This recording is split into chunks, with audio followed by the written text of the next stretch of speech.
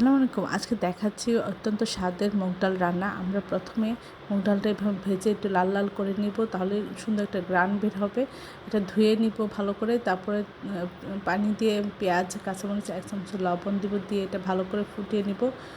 সিদ্ধ হয়ে গেলে আমরা এর মধ্যে আধা চামচ হলুদ গুঁড়া, 1 চামচ ধনিয়া গুঁড়া, 1 চামচ জিরা গুঁড়া, আর এখানে কয়েক চামচ রসুন ছেঁচা দিয়ে দিচ্ছি। দিয়ে আমরা এভাবে ঘুটে পরিমাণ মতো পানি দিয়ে দিচ্ছি, দিয়ে এটা জাল করে নিব। তারপরে যখন সব কিছু ঠিকঠাক হবে আমরা এর পাশাপাশি তেল দিয়ে দিব।